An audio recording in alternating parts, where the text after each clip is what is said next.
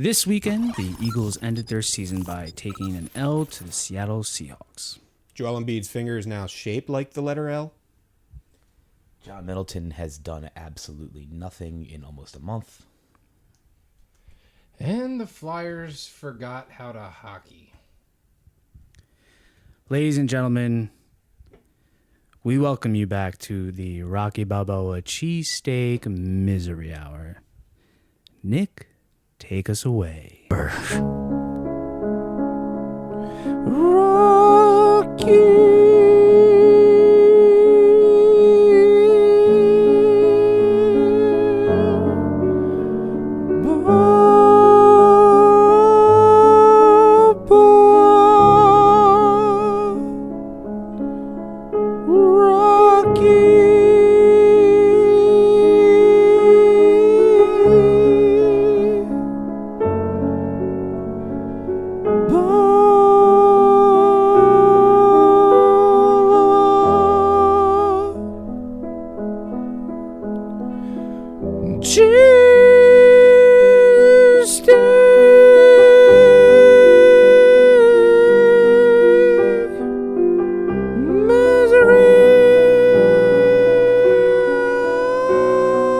Ladies and gentlemen, welcome to the 12th episode of the Rocky Balboa Cheesesteak Misery Hour. It is 9/17, January 7th. It is a Tuesday night. We're happy to be back on our regular schedule here, but if I'm being honest, I'm not miserable.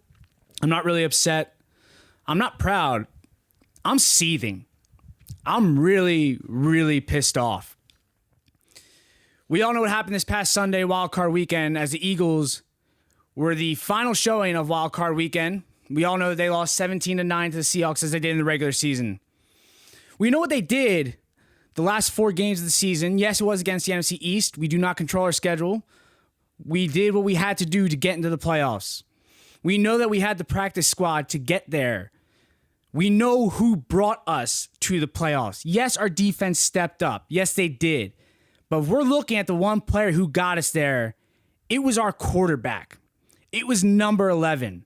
It was Carson Wentz. If there's any reason for this team, your Philadelphia Eagles, to get to the playoffs, it was for that man. It was for him to get his playoff experience. That was the most important thing. Even if we were to lose, it was to see what he can do under the bright lights of postseason. And I had no doubt. And if you've listened to this show, you've heard me be critical of him, ask more of him, and he has proved me wrong. He's proved everybody wrong and stepped up. And I want to see him do it in the playoffs, and I had no doubt in my mind that he would. But that was cut short. That was cut way too short.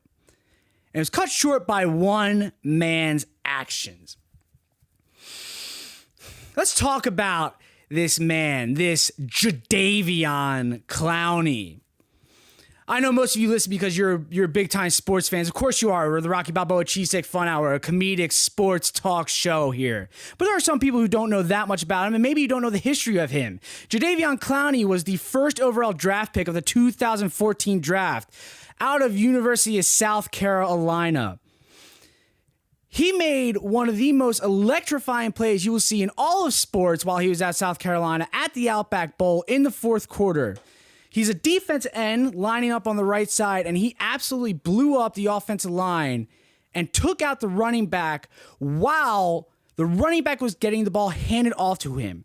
At the exact moment the ball was being handed off to the running back, late in the fourth quarter, truly one of the most explosive plays you will ever see. He is freakishly fast, freakishly big, truly just one of the most athletic freaks you will ever see. If you haven't seen it, YouTube it, just type in Jadeveon Clowney, University of South Carolina play, and you will absolutely lose your mind and be like, what an absolute athletic stud.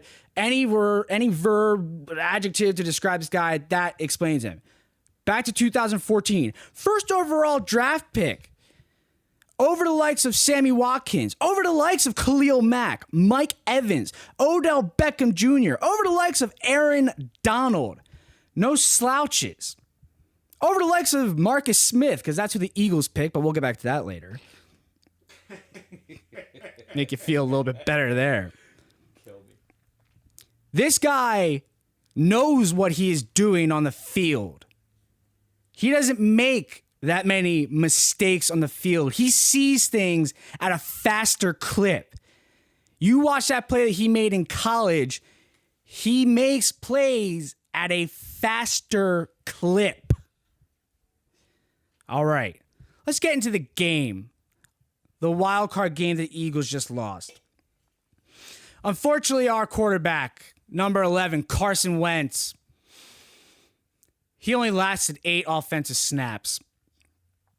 A thing we need to know about the Seattle Seahawks, their defense, what they are best against is what Philadelphia's offense has had to rely on a lot. And that's a screenplay with Miles Sanders, with Boston Scott, with the tight ends, Ertz and Goddard. I know he only lasted 8 offensive plays, but he got injured on either 3rd, 4th, 5th, 6th, or 7th play. I honestly couldn't tell you. But he got injured on a busted up screenplay. If we're looking at the screen, it's from left to right. The play goes to Carson's left. Seattle absolutely blows this up. Carson has one of 2 choices, and it's something he's going to have to learn, and we're going to discuss later. He can either, 1, throw the ball at the running back's feet. I can't remember if it was Boston Scott or Miles Sanders, but irrelevant for this conversation. That's option 1, throw it at their feet, or 2, which Carson's going to do 100 out of 100 times. He's going to run. He runs to the right, and this is where he's going to get concussed. Everybody thinks, because it's in the heat of the moment, it is Tuesday night, we're all a little bit more level-headed. Not me, I'm still seething over this. People think that he dove. He didn't dive. Jadeveon Clowney is not credited with the tackle because he didn't tackle him. Bradley McDougald, some insignificant player on the Seahawks, tackled him at his feet, so Carson had to fall forward. Not had to, he is falling forward because he got tackled at his feet. A lineman, Bradley Reed, so McDougald's first name isn't Bradley, it's whoever gives a fuck, McDougald, and lineman Bradley Reed is in front of Carson Wentz, and because he's a professional athlete, starts pulling up because he knows he doesn't have to do anything more to Carson Wentz and can see that and reacts quickly because he's a professional athlete, nowhere near a first overall pick. But what does Jadeveon Clowney do? The first overall draft pick who can see things quicker, faster, and is physically more dominant than anybody on the Seattle defense, and physically more dominant than maybe anybody on the field. He sees Carson Wentz going down, not diving down, getting tackled down, and while he's going down, Jadeveon doesn't put out his arms to tackle him, doesn't push him down.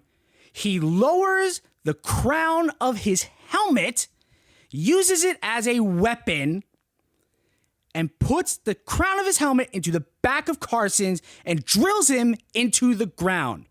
A defenseless player, a helpless player, I don't care if he's a runner, I don't care if he's a quarterback, a wide receiver, or a lineman. A defenseless player. If I sound biased, I am biased because Clowney is biased as his own team, Seattle against Philadelphia. He knew what he was doing. He's a freakish athlete who sees things faster. Go back to 2014 when he was on the University of South Carolina and became the first overall pick.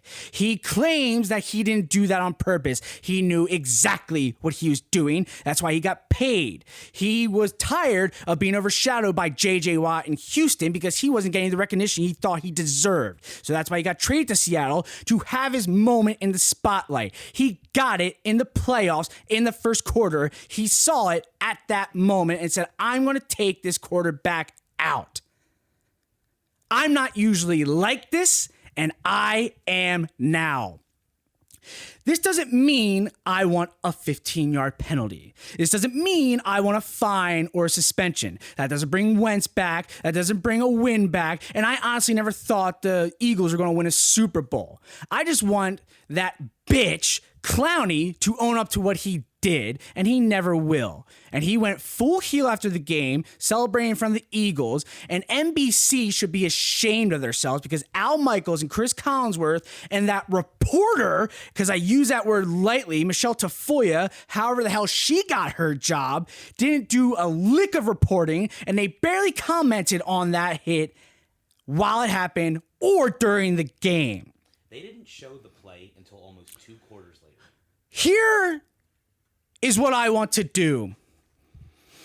I hate the trends of Philadelphia. I hate being talked about as throwing snowballs at Santa because that's decades old. I hate being talked about as the only city that boos their own team. That's bullshit, and every media knows that. And I hate being talked about as throwing batteries. I want to be talked about as making Clowney cakes. And here's what I mean. The only thing we can hope for is this.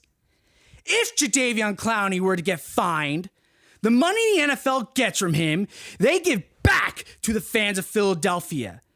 Then the fans of Philadelphia use every cent of that fine and buy as many urinal cakes as they can. Customize the urinal cakes by putting Jadeveon Clowney's face on them, call them Clowney cakes, and put them in every restroom throughout the Delaware Valley so we can all have the chance to piss in your mouth. You fucking bitch. Rant over. You knew what you did, Jadeveon. You had your moment in the playoffs. You couldn't handle Houston, and that's why you wanted out. Don't act the victim and let us piss and shit in your mouth. Fuck you.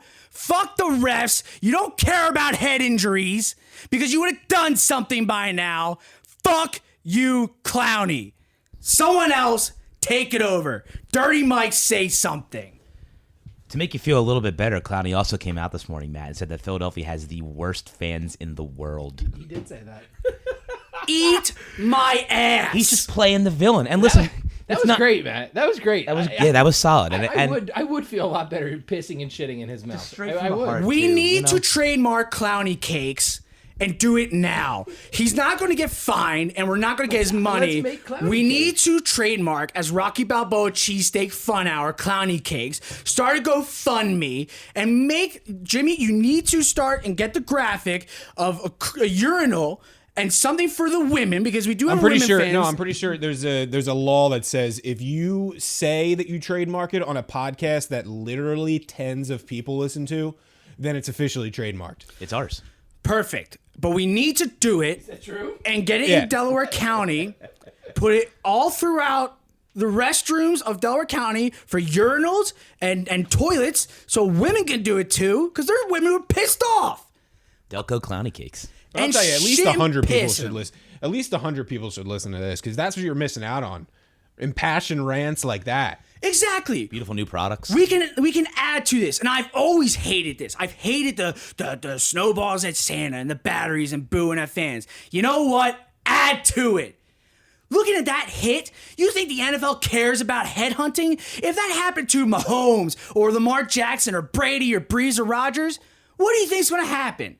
That was a dirty hit. The crown of his helmet went to the back of Wentz and nothing. Hey, Crickets. we've already talked about the throwing stuff at like the battery throwing and the snowball throwing. They both deserved it. A, that Santa was drunk and he sucked.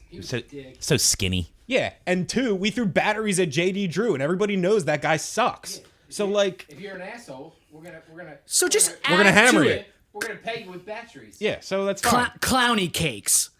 Clowney cakes. I'm in. I would just like to point out though that the Eagles have now not beaten the Seattle Seahawks in Philadelphia since the year 1989. Okay, cool. So it's safe to say that, well, at least three of us here for our. You don't remember watching football in 1989, do you? I personally do not know. Yeah.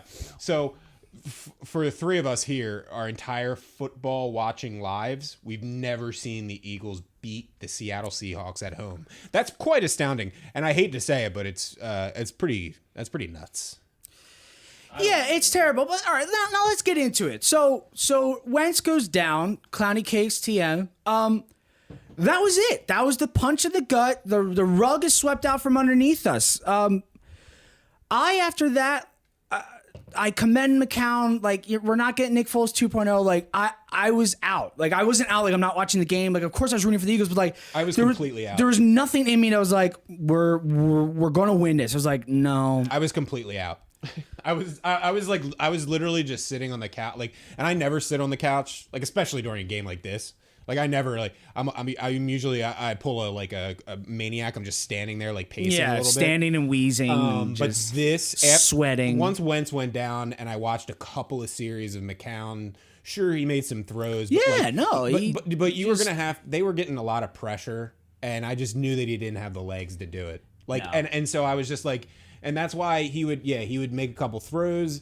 And then they take that away and focus on the pressure, and that's why, like in the red zone, he kept taking sacks. That's a great point. So he was in that game. He was great. He was great between the 20s, right? Like he did a great job, managing the game, as they say, for a guy that's like him. He's been around the league. He's been a career backup. He saw the playoffs one time in 2008 as a backup. He was doing really well between the 20s, and then came the red zone. Mother of mercy, if I look like that at 40 years old, bless the seven gods. He looks like a Von Drago's neat nephew or something. He's what Hitler had in mind for sure. Totally. He looks like a Hitler youth. No, but look, I hate that though. We're not talking about us fat slobs. We're talking about professional athletes here. And just with my own two eyes, I sunk back on my couch with a beer, which again I never do.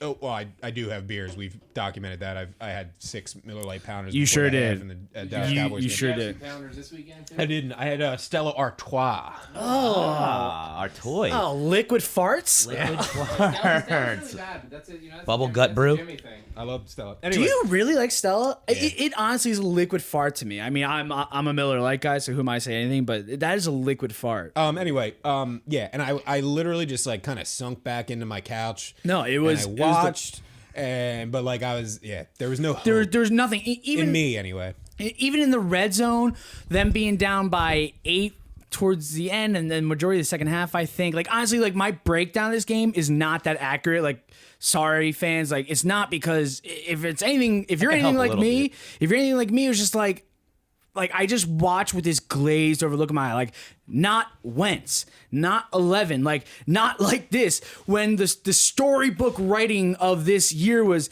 everybody but Wentz. I have something for this because like for the first time all season, I decided to start taking notes during the game. Oh, so it was you. No.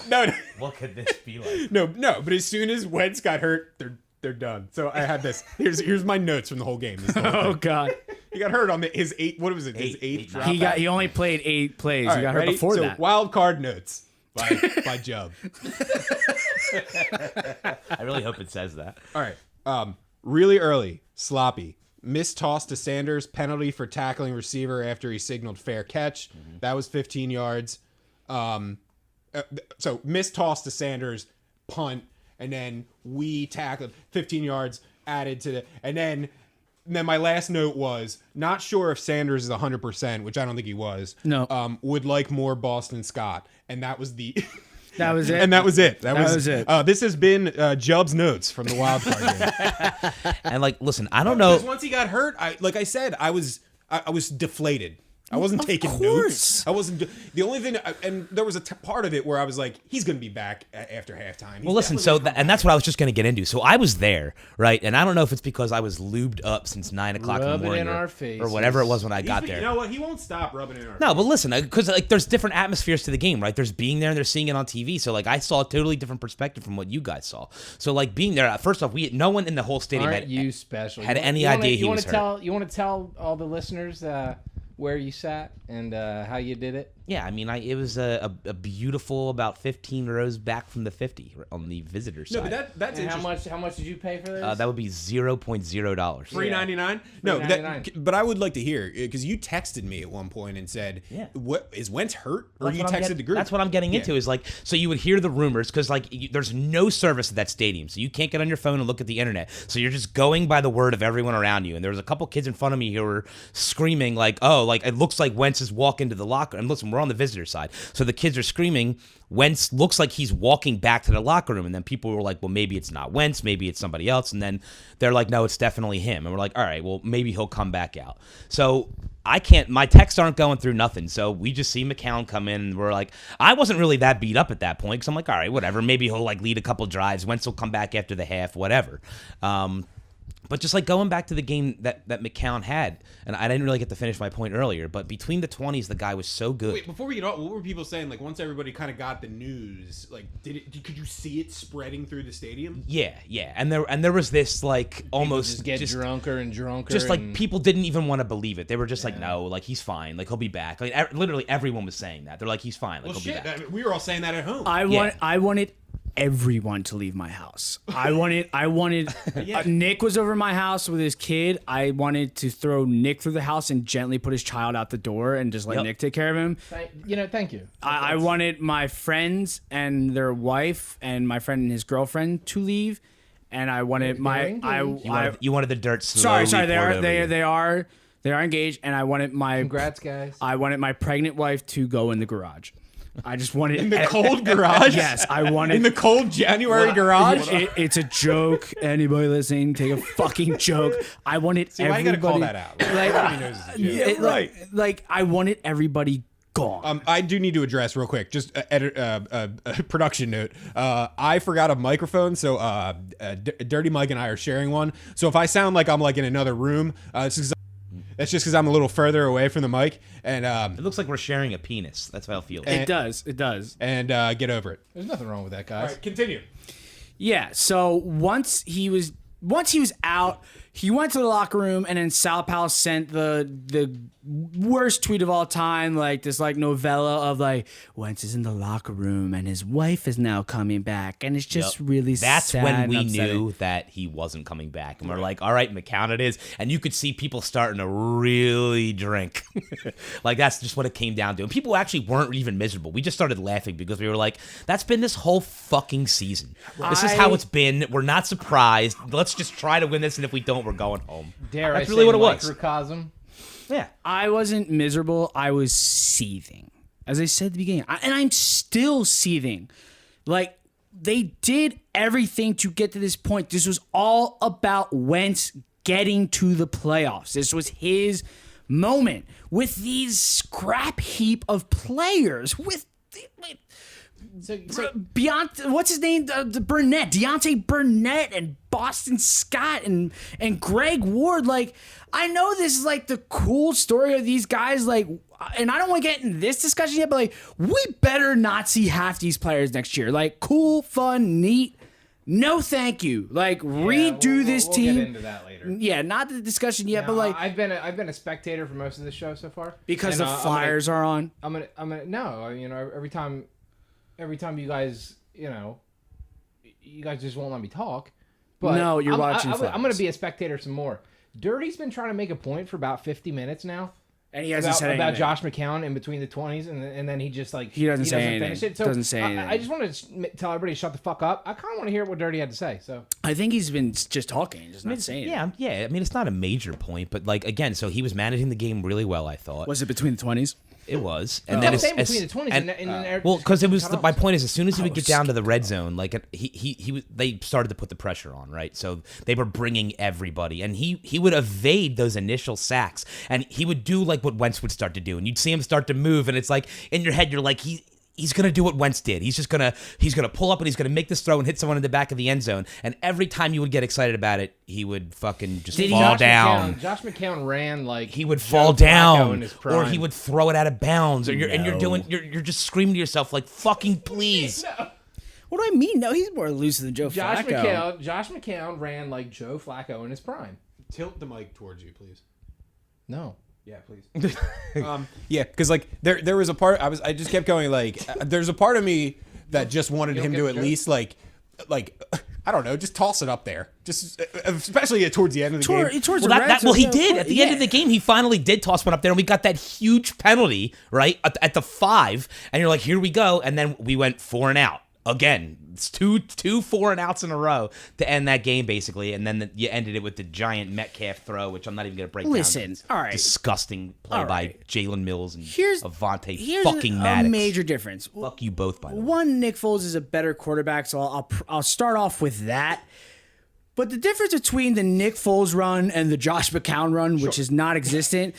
Nick Foles in 2017 had games to lead into the playoffs. Nick Foles had a 6.5 game run. He looked really sloppy when he first got in the Rams game and the Raiders game. You remember that Raiders Christmas game? The Giants. Brutal. He was Oh, terrible. my God. Because of that Raiders Jared- game, everybody was like, Yeah. the Eagles are going to go into the playoffs and get absolutely Like, we Wow. were So true. expecting the 40-year-old quarterback, what was it, 40-year-old catcher, Chris Coast, like the 40-year-old quarterback to come in and save the day, because that's what the Eagles have been. Like, our backup is going to come in and save the day. Like, that's what we've been relying on. Like, the Cinderella story can only happen so many times.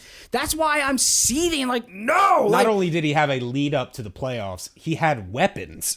Yeah, that too. And Right. Doug, You know what else he had? Doug had time to change the offense too. That's when he went to the RPO. He was like, you know what? This isn't working for Nick. I'm gonna do everything I can to cheat. Like they We're had. missing something really important. he had a laser rocket arm. He was also a much better And a- quarterback. and a I don't care big- what No, you say. He that was big way better. dick. Dirty. He had a humongous dick. Dirty. Laser That's rocket arm, literally big what I dick. said to start this whole thing off. I said I want to start this off by saying Nick Foles is a much Big better man model. quarterback. I didn't hear you. And he is. I mean, that's what it comes down to. McCown's a career backup. It was his first playoff game in 17 years in the league. I mean, like, what Was it- I don't think anybody was expecting anything. Which is why you could see my indentation in the couch after that game was over. So I wanted Dirty to finish his point because I kind of wanted to piggyback off of it. You know, he said that Josh McCown did well between the 20s, and he did. And that takes you to what you were missing with Carson. And Carson's a killer in two really big assets of the game. And one of them's red zone. We all know that. He's a fucking killer in the red zone. But he's also a killer on third downs. Yeah. Like, Yeah. McCown, I don't have the stat. Dirty, you might. But McCown on third down was really, really bad. Yeah. And I shouldn't say it was just McCown. I mean, obviously it's the team, but the quarterback leads the team, and the third downs, they just weren't happening. Yeah, I'll tell you where they were happening on the opposite end. Russell Wilson and the Seahawks on third down absolutely Well, right, Russ is a fucking killer. Mutilated the Eagles. I knew when that game was over on the 3rd and 15 when they third and 15, let yeah. Russell run Yep. for 18, and Yep. I was like, all right, mail it in. That's it. Like, I'm done. I can't do this anymore. They had him. You were done because it was not Carson Wentz. I know, but you kept the hope alive a little bit because we were never out of it. So I couldn't Right. just say That's right. fuck this. Like, we were in it all the way. So I didn't want to just quit. But there were certain points, like that point for me especially was when I looked at my buddy in the stands and I'm like, this is it, dude. This There was is a lot fucking of it. time left when the Eagles were in the red zone for the first time in the fourth quarter. It was 17-9, and Doug went for it on fourth down. I mean, I can't remember how much time there was, but there was a lot of time. So it's like, Yeah, it's like four. Are you talking about the end of the game? no, the one before that. I mean, they were in the red zone twice in the fourth quarter. Yeah. It was with instead 5 of minutes going- left and then with instead 2 of going minutes for left. a field goal, Doug went for. I mean, I would have went for it as well. Totally. You know, Yeah, there were the so play many, was There there. were so many opportunities to win that game. It was a bad throw by And- McCown. Sanders was wide open. Actually, it's the same play that the one that we were always laughing about that he threw it 12 yards over Sanders' head. Yeah. It was that Yeah. play. That's Yeah. the play Doug called, and he threw it behind him. Totally, it's 100%. He did throw it behind him. It is 100% a bad throw by McCown, but it's also a catchable catch. I put 70%, 75% blame on McCown. You can still make the catch, but of course, it's a bad play all around. But Nick, you know me because I gamble mostly with I you. do know you. You do know me, but I gamble mostly with you. With you and Wiz, like, you know me, I'm always like, everyone's settled. There's plenty of time for this bet to be pulled off. Like, there's always a chance that this can happen. Yeah, because this game, I was just, I couldn't get over the burning like vitriol of hate and anger of Wentz being out and just being like, no, the Eagles have had too much like next man up somehow pulling it off that I was just like, no, I've already said this. The magic has The to run out Cinderella eventually. story has just run out. It's exactly. Remember a couple games ago when you were saying, and because I had 6 Miller Lite pounders before the half. Yes, I do Cowboys remember game, that, yeah. And I just kept saying like, dude, they can't take any more injuries. Like, we were making jokes that like on Sunday, if a wide receiver went down, like they would have to move McCown to wide receiver and let Greg Ward play quarterback. Right. Like it was just People- it got to that point. No, it got to the point in this game where people were like, "Why aren't you trying Ward at quarterback?" I'm like, if this is, and people were legit about that, and you're in the game, so you didn't hear that. People were legit about that on Twitter, but like people, not just Twitter people, like people who report for the Eagles are saying like Ward is now warming up. Like when you're having that conversation in the wild card in the playoffs is like, okay, I think that's because okay. a couple hours prior, people were watching Taysom Hill. So it's like, yeah, of It's course. like, so like, oh, let's run some Taysom Hill plays. It's like There's no plays in the playbook for Greg Ward at quarterback. No. we don't expect to lose Carson Wentz. And if you lose Carson Wentz, you let Josh McCown do his job. Now there's your other conversation. You don't expect to lose Carson Wentz because that's the national conversation right now. You don't expect to lose Carson Wentz. Yeah. Well, why don't you expect to lose Carson Wentz? We got a lot to talk about with that. I mean, we have a lot to talk about with that. Because the injury-prone bullshit. What better time than to start now? Well, are we ready to get into that? Because I did say in my opening rant, Carson Wentz had one of two options in that screenplay. You have the Tom Brady option where breaking news. And the Flyers lose again. Perfect for the misery hour. Yeah, perfect for the misery. Let the red lights spin. So Eagles lost. The final nail did lose. The final nail in the coffin, which was just perfect symmetry for this season, was Russell Wilson throwing the ball up deep to DK Metcalf, who them, along with many other teams, passed on. But boy, was it just so poetic that happened. And our wide receivers were just so awful, and they picked Arcega-Whiteside. Russ did what he always does to us, which is he was especially lethal on third down, escaping. Bad, but just I remember watching him live a couple of years ago. Like when you watch him live, he's frustrating no matter what. But yeah, there was a particular play. I think it was like 3rd and 10, and I was like, if they convert here, I'm throwing something through the wall. You took a pee break. We already covered that. Yeah, I know Jimmy had one beer and had to pee. People might hate me for this. He is awesome. He is just one of the best quarterbacks there is. Like he's just. I watch him and he pisses me off. But I'm like, hey, if he was my quarterback, I'd love him. Look, we are who we are, but we also recognize talent. You know, dude, we hate Tom Brady more than anybody, but we also recognize his greatness. We're not stupid people. He should stop commenting on the fucking hockey game, Dirty Mike. Turn it off. Stop watching it and get in the goddamn podcast. The Hurricanes act like a bunch of fucking idiots after they win. Stop. They do like the baby shark dance in the middle of the ice. Dude. Like they're a bunch of so weak. That's good. Let's just comment what's on the TV. All no one can see it. Okay, Carson Wentz, injury prone or not? Jimmy, do you have anything you'd like to comment on it? Can I say something real quick though before we move on to the injury prone thing? Because I would like to talk about we're still talking about Clowney, or we were talking about Clowney. I don't want to get off of that yet because you were talking about Michelle Tafoya after the game. There's a couple things that happened after the game that really fucking pissed me off. Go for it. Tafoya. Wait. Is this the inaugural? Is this the inaugural? You know what pisses me right off? Is this it? No. Go ahead, Nick. Take it away. Go ahead. It's intro. not. Come on, it's intro. Not. It's intro not. it. Come on. No, because it's not. I mean, a lot of things piss me off, but this isn't the one. All right, folks. I guess you'll have to stay tuned for a later episode of the Rocky Balboa. So what pissed me off after the game was Michelle Tafoya. She was talking to Jadeveon Clowney, and they brought up Jadeveon being injured. Like they talked about his injury.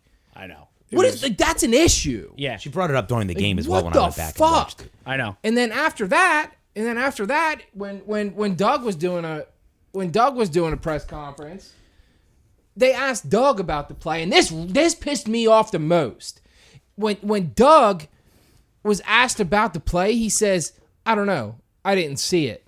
Like Doug. I love Doug. I love Doug. We all know that I love Doug. He should have came out there like Matt came out today on the fucking show and said, that motherfucker hit my quarterback. He should have fucking came out fired up, and he fucking didn't. He said, I didn't see the play. And it doesn't matter. Like, or something. Doug, God, you would have. Somebody take it over. I 100% agree on that. Like, there's a time to be like. It's not like it was a ridiculous thing to say that was a dirty hit. That was a dirty hit. And if you're the head coach of the team, you gotta I don't know, because people in the locker room, you never know the way they're gonna look at stuff like that. And to me, he should have came out and said that motherfucker dirty hit on my quarterback. It's one of the dirtiest. Here's something I didn't hit on my intro. And he said he What didn't about what Jason Peters said? It's one of the dirtiest hits that I've seen since the new rule era. Since this new helmet CTE, we're trying to change the way we're playing football era. Yes, it's my team. It's his team. But that hasn't been called anything. Like, he led with the crown of his fucking helmet. Like, that's So, Matt, it. that being said, you guys are on Twitter way more than I am. Did you guys see anything about any Eagles player at all coming out and saying anything about this? Because I haven't seen anything. Not really. No one's commenting on this dirty hit at all, let alone the coach. Are you talking about, like, on the field or post-game? Post game, like now, even Yes. since it's happened, Yes. who's commented on it? Well, and what are they saying? Are you talking about, like Eagles, his teammates? Are you talking? Well, since you don't really go on Twitter, are you talking about like in the Twitter world or Twitter No, press? The teammates, to the press.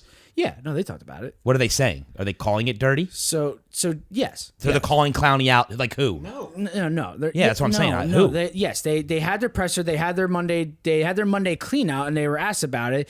And they're playing the political game, saying they thought, without saying the word dirty, they said it looked. No, I'm sorry. Without calling it cheap, they thought it was dirty. Zach Ertz said it. Jenkins said it. JP said it. Yeah, they said I saw it looked JP like, come out and said that he confronted Clowney, and Clowney told him he didn't do anything wrong, and he was just like, "Oh, okay."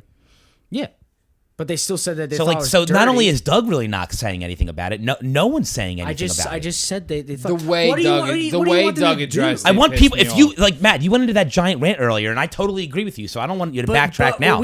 I'm not backtracking. Come We out and as fucking fans- come out and we as fucking flip out fans- to the media about it. Dude, what team is going to do that? We as fans can be outraged. I'm saying we as fans need to go snowball level. Why wouldn't I the totally players? agree with that. We as fans need to fucking do something. But why wouldn't but the you players? as players can't do that because it's the NFL. That's when you, as a player, get fined because you didn't do anything wrong. And yeah, stand for your quarterback when the season's over. The season's fucking over. You can't fucking do anything now. That's what And I'm you sound saying. then you sound like a fucking idiot because the season's over and you're just like, I oh, disagree. my- I couldn't Not disagree disagree more. more. I think most NFL teams would have been in that locker room, sitting at the locker like this. Like, I'm doing sorry, this is bad radio. I'm hunched over, like looking up at the reporters and saying like, that was a dirty hit on my Yeah, quarterback. that's my point. That's what I'm trying to get at. JP said it. I just told you guys you're not listening to me. Do you not heard like? ya. Do you not like how I'm saying it? JP said it. Zach Ertz said it. And Malcolm Jenkins said it. JP said he Do you asked. want the 50 other players to say it as well in a line?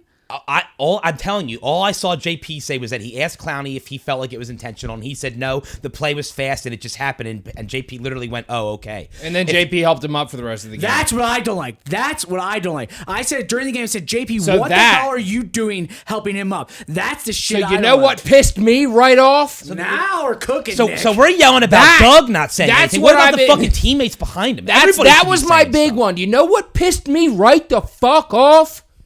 Jason fucking Peters. Yes. Helping that motherfucker up That's- off the goddamn field for That's- the rest of the fucking game.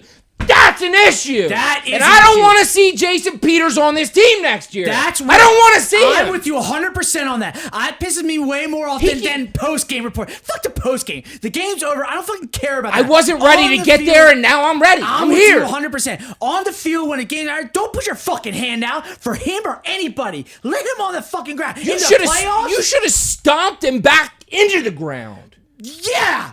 I'm with you. You know? Wasn't JP the one in that Redskins game when Nick Foles got cheap Yes. shotted? That was the first one over there in somebody's face, up in his throat. Absolutely. Yeah, remember- yeah, great call, Joe. That's right, yeah. So Nick, I'm totally with you. You obviously know I'm pissed off about the situation. I'm saying the fans, we can make a statement about this because the season's over, and I'm saying piss in Clowney's mouth. Like, I'm talking about like for years, like Clowney cakes.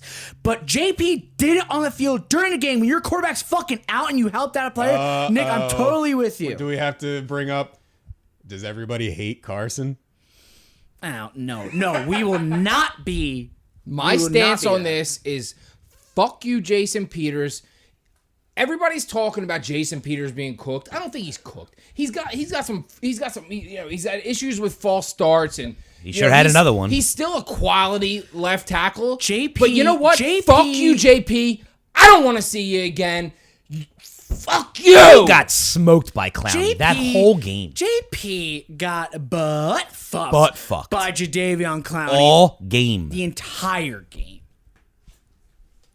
as he's helping him up. So bring on the Dillard era. Yeah, why are you going to waste a first round pick while bringing JP back? Absolutely. He'll help. And I think it's finally time. I think that Dillard's going to have the year next year. I really do. Listen, you're done. The game is lost. Malcolm, Ertz, JP, as I hope he's gone, your 3 leaders on the team, they said they thought it was a dirty hit. Dirty, I think you're kind of oversimplifying JP's comments because I saw it. They said they thought it was a dirty hit. They didn't use the word cheap. If you need to hear the word cheap to feel better about it. No, I just need somebody to be pissed off. That's The exactly what I'm entire saying. team should have been fucking pissed off. Why do we want Doug pissed but not his teammates? I almost would rather have his teammates pissed Well, than Doug. I started with Doug because I wanted to build the fury. I wanted to build the fire. Listen, Now I'm telling you why I'm fucking pissed off. It's because his teammates didn't fucking go out there and do anything. I'm not saying like, okay, you know what? Yeah, I'm saying it. They should have went out there and like fucking. They should have thrown some fisticuffs. Somebody should have did something. Take a 15-yard penalty. I don't give a fuck. I totally agree on the field. I absolutely agree. The field, it's the gridiron, it's the war field. Like, I know I'm using a voice, but like, I totally agree. Like, the fact that when he went out and no one did anything, I'm not necessarily like baseball. I know it's old school baseball and people are trying to get away from it, but like, you hit one of our players, you hit our quarterback in the playoffs, you're getting high heat, you're getting chin music, you're getting buzzed at the goatee. Like that's enough. How many times do you see gatherings after, a quarterback gets hit late, and let's talk about like a bigger name quarterback, like if it was Rodgers, where he gets like barely tapped, he gets barely tapped, but his offensive line is fucking grabbing people. There's a gathering. Everybody's fucking. It happened throwing. in this game with Russell Wilson. Derek Barnett came in and hit him like 1 second and gave him a little bit of a shove and he flew, and out comes the fucking flag. And it wasn't long after the play that happened to Wentz, and people in the stands went bonkers. No. I don't care about the flags. We're not talking about flags. We're talking about bros your team standing up for their quarterback. fucking quarterback. You're not listening. And they You're didn't just looking fucking at your do phone enough. All right? We get Stick on the that you topic. have your scroll, but we're right now. We had to turn the TV off because of you, because you're not paying attention. I think we have to. I think we've all said our piece on this thing. Can I? It's just so hard to get past it. I mean, I'm so fucking pissed. I want to put Jadeveon Clowney in a public like town court. I do. I want to put him in a guillotine setting, but not with a knife that comes down, but with a football helmet that comes down the back of his head as hard as it can. He got off. The point is, I do. he got off way too fucking easy. Is that too much? A little bit. It is. Nah. Whatever. Can I he bring- got off too easy. All right. I agree. On the field after the game, whatever. Can I? Another. We should piss in his mouth. Doug pissed me off. All right. I had to Clowney bring cakes. it up. TM. I think after the game there was this other thing on social media that everybody I know probably saw, and it was McCown like breaking down in tears. I don't know. Everybody was like, "Man, he really gave it his all." Did he? It's not like it was a goal line stand to end the game where he like dove with the football and had bloody. Like, it was like he broke down like some warrior coming off the battlefield, and I was like, bro. I think that was more because he was 40 and realized that's probably his last game ever. There was something emotion Dude, he there. moved, I he kind of moved get on it. to coaching high school. He Right. was ready to be done. Well, he was retired and we pulled him out of retirement. That's what I'm saying. Yeah, Like, yeah. So I think that was more of that. Also, think about when who made the wide that's receiver? real emotion. I who get made it. the wide receiver catch last week, and he was like super hyped about it. Oh yeah, it was 16. Davis. No, Burnett 16. Davis. It was Davis. Sorry. Burnett or Davis? Fuck it. Whatever. He's like was super hyped about it on the sideline. Like Yep. he cared about this Some guys team. should be bagging groceries. Yeah, it was Robert Davis. Exactly. Somebody at the Acme next year. Like he was super hyped about it. Like he's been in the league, as we've just said, for 18 years. He's only been in the playoffs. What was this? His second time? He was Jake years. Delhomme's backup in 2008. 2008. So when put this into perspective. When the Phillies won the World Series is the last time that Josh McCown has been in the playoffs, and he never I started. feel sick now. Jake Delhomme. Yeah. Miss me with a Delhomme. And Josh McCown pretty much got an entire game to start a playoff. And even though I'm sitting here thinking the Eagles didn't have a chance to win, he was within a touchdown, for better or worse, the entire game, was in the red zone 3 different times, gave it his all, more than likely is going to retire. That was the pinnacle of his career at 40 years old, looking fucking good in his Air Force Ones, like doing it, pulled his hamstring or ass muscle. Yeah, he did was at the stomping end. Air He Force fucking went for it. Like, He really wasn't bad. I mean, Like, considering what he had around him, all intents and Davis, purposes- Burnett, Ward, fucking, come on, man. The guy did. We lost by 8 points. There's if I'm nothing bad sitting- to say about if him. I'm sitting there in my cubicle at 40 years old and I get like the big call, like, yo, we got this account. And like, you gotta pull it off, and you need to like get that sale. Get in there right now, Matt. And I like have to walk halfway across the building, and I pull my hamstring. I'm like, oh my god, no, you gotta make this call. By the way, the 3 other best salespeople that were going to be in there are all out sick. I'm like, we're, oh, God. we're throwing in Robert Davis. I'm like, okay, well, we gotta sell this, and like, the value is this. Will you sign? Will you sign? And they're like, you were really good, but we can't pull the trigger. I'm like, no. You break down and cry.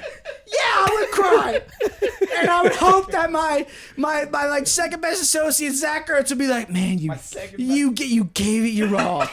You gave it your all. Picked you up off the floor crying. Yeah, I would. And then I would hope after my shower, my hair would look as good as Josh McCown. Never. None of us. So I get where Josh McCown is, and I hope my Air Force Ones at 40 look as good as that. As crisp. As crisp and as good as Josh McCown. So I get it. I don't that some people don't like the soft ass bag. I hated it when Bubba Watson did it because it's golf. Like, don't fucking do it in golf. You're not getting tackled by anybody. You're not pulling a hamstring. Like, shut the fuck up. Be more Tiger-like. Like, it's golf. Like, stare your man down when you're putting a fucking putt in.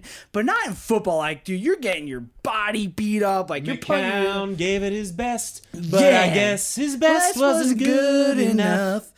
I get it. Do you guys think Studfeld would have won that game? If I don't have to watch Sudfeld I do give not. Wentz a hand job on the sideline, It after every wasn't a possession- real question, guys. I know.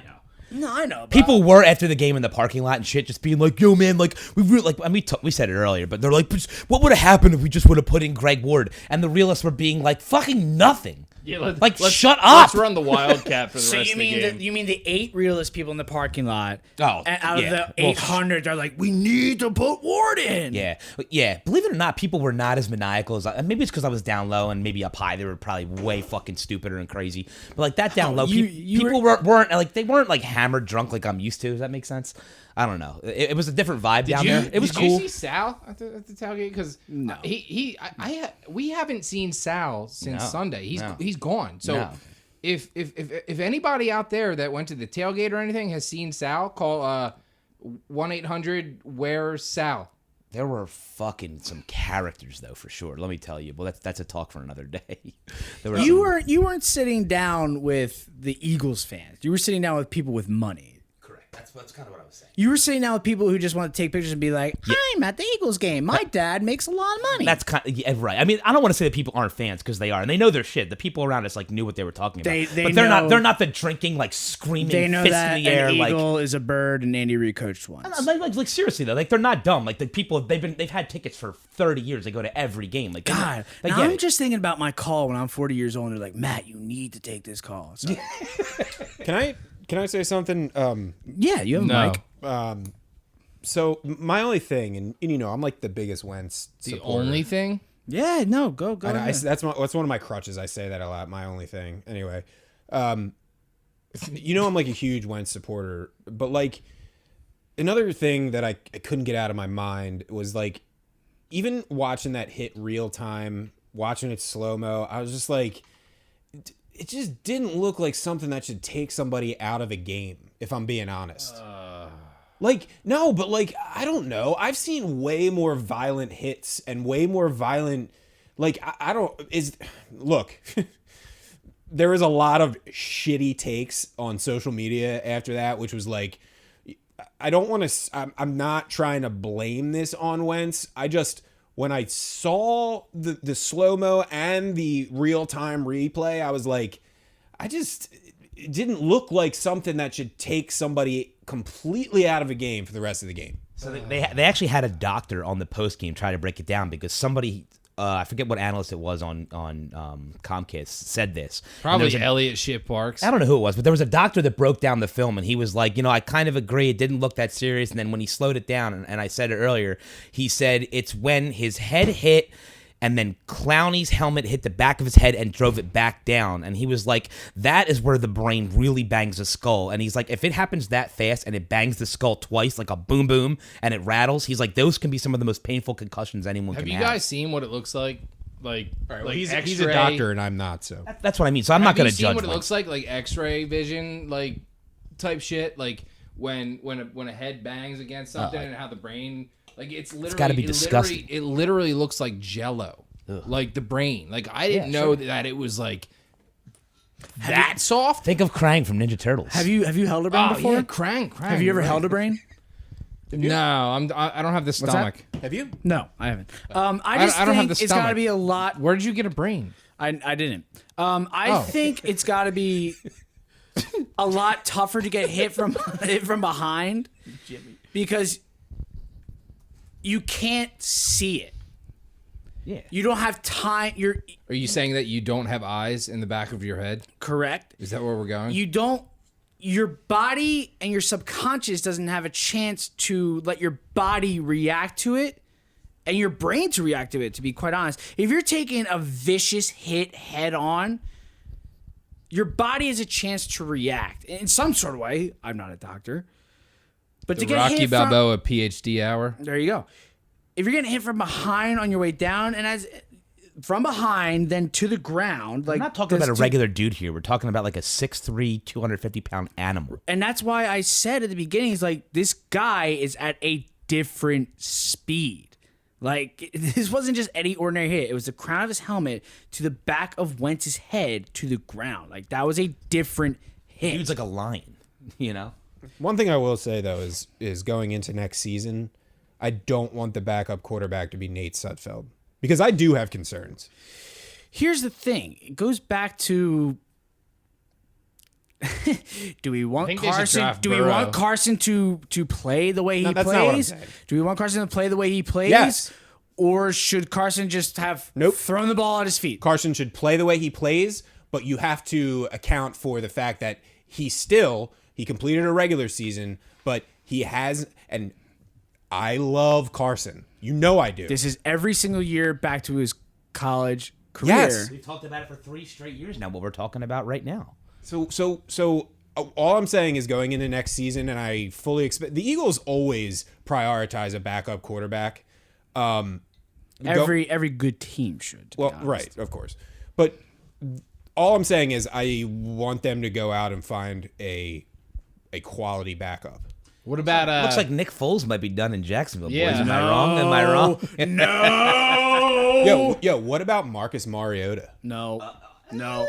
I have no issue with bringing Marcus Mariota. What about Teddy no issue Teddy at all. Bridgewater?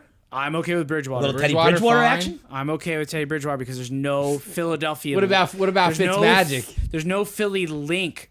Oh God, there's Marcus no, Mariota. there's I'm no taking link Teddy to Bridgewater Mariota. tomorrow. If There's he's no there. link to There's Mariota. enough Philly scum here to link Mariota's Mariota. probably No, a here's fine what backup. I want Carson Wentz to play his game. I love Carson. I still think that he could win a Super Bowl. Do you How can you think- argue? How do can you you- argue with it? He's gotten hurt in every season. Do you think Andrew Luck had the talent to win a Super Bowl? Yes. That's all. That's all my question was. Oh, my answer is yeah, he did. Okay. Yeah, that's my answer. Okay. Am I the only one who actually will go ahead and say no? Yeah, because you're a fucking idiot. All right. That guy didn't have a clutch fucking bone in his body. Prove me wrong. Okay, a clutch bone. He didn't. He didn't do anything meaningful his whole fucking career. And anytime he had a chance, he blew it. He came back against Andy Reid and the Chiefs in that Yeah. in that playoff game. Oh, cool. And then got smoked, the next week by New England by 20? Yeah, but you said like Everybody he never got- everybody did gets anything smoked by clutch. New Yeah, England. everyone Won a get- playoff game. Neat. Everyone gets Since smoked by New England. 2001, there's been 3 teams from the AFC. There's the cheese we And want. not one of them were Andrew Luck, were they? No, I mean, Okay, well, he no. had plenty of opportunities with a lot of good players. What? I stand by my The point. Colts suck. Oh, stop. Always sucked. So where They always suck. They had never Hilton. had a line. They never had. He had Hilton. He had Wayne. He had receivers his whole fucking career. Andrew Luck didn't have Wayne. He had At the very 39-year-old end, at the very end of Wayne. his career. Oh, cool. Dirty. He had T.Y. Hilton. look so Look, you can have a wide receiver, but that doesn't mean you have a good football team. I mean, Jesus Christ, a lot of teams. Look at the fucking Browns. Dude, the Colts were in the playoffs almost every single year for Luck, except for one All or right, two. all right, enough of Yeah, Luck. because Luck's good. All right, enough of Andrew Luck. Stop. Yeah, well, yeah, fuck Luck. Luck, hope you're doing good, man. Hey man, I'm doing all right. You know, my career's doing much better without football. Kermit the Luck. I don't know. You sounded more like ET there. Whatever. That stupid schmuck. All right, Eagles season's fucking over. Thanks, Clowney. you yeah, now what the fucking hell are we going to dick. talk about? We're gonna talk about the Eagles. we go? Philadelphia Eagles content is currently makes up 80% of the Rocky Balboa Cheesesteak Fun Hour, so we got some retooling to do, fellas. I don't Yeah, think so. I mean, the Eagles are still... Schwartz is apparently going to have an interview with the Browns. Oh my god, seriously? Yeah, I texted you guys that yesterday. I hadn't heard that. Did he? I sent you the link. yeah, he- no one Did he looks at this accept thread. that? Yeah, of course, Oh, yeah. of course. Why not? I don't know. I would have. Of course, Schwartz is going to go to Cleveland and lead them to a couple hot 3-13 years. Schwartz has a pretty nice gig. Right?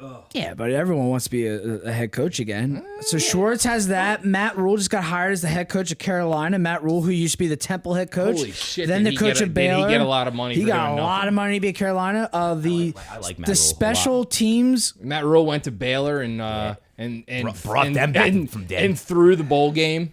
Yep, and then the special teams 100% threw that coach- bowl game. The special teams coach out of New England is now the head coach of the Giants. receiver. Wide receivers. Sorry, the wide receiver coach. Even better. Yeah, he was special team / wide receiver, right? Yeah. John Judge. Perfect. Joe Judge. Yuck. Joe Judge. Who the fuck Yeah, cares? who gives a shit? Nice Joe hire, Judge, who Giants, gives a you shit? fucks. Joe Judge, John Judge, Jack Judge. So who we got gives a shit? Joe Judge, Mike McCarthy, and Riverboat Oh, Ron. Mike McCarthy. Is there a better suited coach for Dallas? Just a yes man who's just going to do whatever the hell that Jerry Jones says, not going to rock the boat. He wasted Aaron Rodgers' prime of his career. It just makes, I don't know how I didn't see this coming. Like, it makes perfect fucking sense. If we really think about it, this past week of coaching hires in the NFC East has been fucking hilarious. Between It's the only thing that makes me go, everything. the Ron Rivera introduction with the Happy Thanksgiving was a great way to kick it off, and then you had. I get an update on my phone that says the Giants are looking to talk to Jason Garrett, and then I'm like, oh my god. 10 minutes later, they hired John Judge. Okay, cool. And then you see McCarthy get hired by Dallas. Like, it's just a fucking comedy of errors, man. So this is it for the Eagles. This is the season's over. Final words. Final words. Well, I was going to say, if you really look, if you look at the free agencies that are coming up, there's nothing that's like really big. Rodney McLeod, who I think they should hold on to. Malcolm's gonna hold out, so that's pretty big. Aguilar's gone. Good.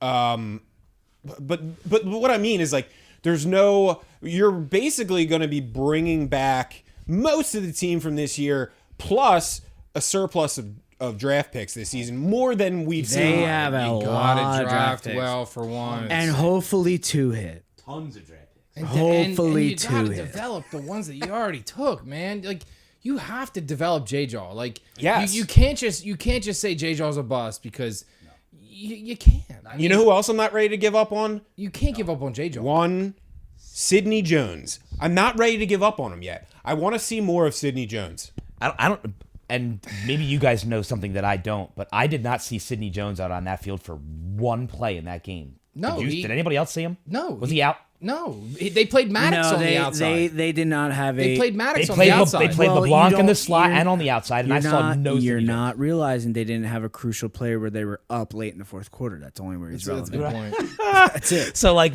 I mean, it's hard. I don't know. I just LeBlanc played well, but I saw no Sidney Jones. I don't have hope for Sidney Jones. I don't. But that to answer Nick's question, that's my final thought. Is a lot of we're gonna keep this team pretty much intact. Surplus of draft picks. No, they're not. They need to make a lot of moves. They need to make a lot of moves. Yeah, I don't think a lot of moves are gonna happen. I don't either. maybe not I think a this lot is the, in quantity. There needs to be some quality moves that are made. Like, I'm thinking maybe you move on from Nigel Bradham, and maybe could they try and bring in a linebacker? I think they need to bring in a linebacker, but I don't think their linebacking core was actually really that bad this year. they don't give a shit about linebacker. Well, I mean, like, clearly we not. did- But I guess Grugier Hill was hurt for most of the season. Apparently he's good. I keep being told that. I've been told that for years. He's a special team. Bradham is what he is, and Jerry didn't play that bad this year. I mean, the linebackers you could definitely listen. If we're gonna sign a good one, I'm not gonna oppose it. No, Jerry's good for I a team with actually no like linebackers. Nathan Jerry. I think he's a pretty decent player. Yeah, it seems like he's all right. And the Eagles Over have never. Fort? listen, this team, and Look, it's very look, obvious. look, Get Fort- a fucking cornerback. A lot of teams gave up on Fort. If they're The- not the if Ravens- they're not the looking Ravens at figured drafting it a out. I don't corner know with why. that 21 overall pick and trying to find the best possible guy in the secondary, I don't I'm know not. what else I'm they're taking a doing. wide receiver from Alabama. Okay, we're all over the place. We're just saying things. Let's prioritize. I gave my 2 cents. Final on, thoughts, here. Dirty. Final thoughts on the season. All right, I'll say this. I don't think it was a success, but I also don't think it was a failure. Oh, Jesus. Because listen, Christ. because for what it and here so what? You want me to just say, "Oh, it was so successful. We did so great this year. We made it to the playoffs." I'm not going to say that. But I'm also not going to say, "Oh, it was such a fucking failure," because we got there with what we got there with. So for me, I just kind of land in the middle. I don't know what that season was. I think the dudes showed a lot of heart who went out there and played. The no-namers, the wah-wah walk-ons went out there and did what they had to do At Ross Tucker. to get us to that position. But it was just it was one of the most bizarre Eagle seasons I could ever remember. And it was fun to watch at times. It was the most depressing to watch at times. But overall, listen, somehow we won our division with what we had on that team. We're now at 3 years in a row where Wentz was not the last quarterback on the field to end the year. I don't know. I'm just kind of in the middle. I think I'm just going to lean on let's hope we do some things in free agency. I think there's some really good things this team has. I don't think they need to do a ton, but I think it was just a weird year for me, man. All right, well, that's the worst, most loser's mentality of all time. Here's what I take away from this season. We got what we wanted out of Wentz. We end on him getting injured again, which is not what we want, but he stepped up. He stepped up when we needed to. He elevated the players around him, and he came back to a player we needed him to be. He took away the gunslinger mentality. He did not need to be Brett Favre, and he realized that. He realized that he didn't have a deep threat anymore. He cultivated his game to the players around him as opposed to trying to say, I'm this player, you need to be that type of player. He came to realize that he needed to do drop-off plays, screen plays, flat passes, as opposed to everyone needs to just go deep and let me show off my arm strength. So he brought a team to the playoffs. He showed that he can do that even if our team is in the NFC East. Was this a success from the overall picture? No, it was a 9-7 season, but the NFL is always about week to week, and you have to adapt week to week. So, yes, I will say it was a success from that end. Jadeveon Clowney, you can eat shit and die. Clowney cakes, trademark. Go fuck yourself, and I hope you all rot in Green Bay. Russell Wilson, you're cool for checking in on him, I guess. You're an all right dude, and you're awesome at quarterback. Nick? Short and sweet. I'm excited to move forward with number 11. You know, he proved everybody wrong. He's not injury prone. Anybody that says he's injury prone can go fuck themselves. What's that fuck's name? Danny Canal or whatever. Yeah. Go fuck yourself, guy. Don't even waste our airways with his name. Dan Orlovsky. If you wanna pop on the show, You can't. At RBCFH podcast. We would love to talk to you. You are just a wonderful person. I've seen the light though. You can't not say that he's not. Carson, baby. You can't say he's not injury prone. He's not. Just let him have his piece. He's not. That's all I had to say. I'm ready to move forward with Carson forever. I love Carson. Okay, forever, we're gonna take a break. We need to take a break. We need to give ourselves a break. We need to give the listeners a tiny little break because they're gonna get 3 seconds of a break and then listen to us again. We're gonna be right back. Thanks for listening, and bye. You know what pissed me right the fuck off? You know what pissed me right the fuck off? You know what pissed me right the fuck off? You know what pissed me right the fuck off? And we're back at the second half of the Rocky Balboa Cheesesteak Misery Hour. For your 12th episode, we have gone over the Eagles losing the wild card. And We need to warn the listeners. This is not the second half. This is like the second, I don't know, quarter. The second quarter? What is he talking Meaning about? we're not going to go for another hour and 4 minutes. Oh, because okay, well, there you go, fans. So it's just so you know, because of those extremely fine details, like that's what they need to know. So it's the second quarter. So rest assured. So The second quarter would make me think that it would make it A longer. 4-hour show. Right. Oh, If you're talking quarters, there's 4 quarters, so each We're quarter going will to be- talk about your team, your town, your Philadelphia 76ers, as they put a Band-Aid on the huge open wound that is the Eagles losing and the season ending. The Sixers end the 4-game losing streak against the Oklahoma City your Thunder.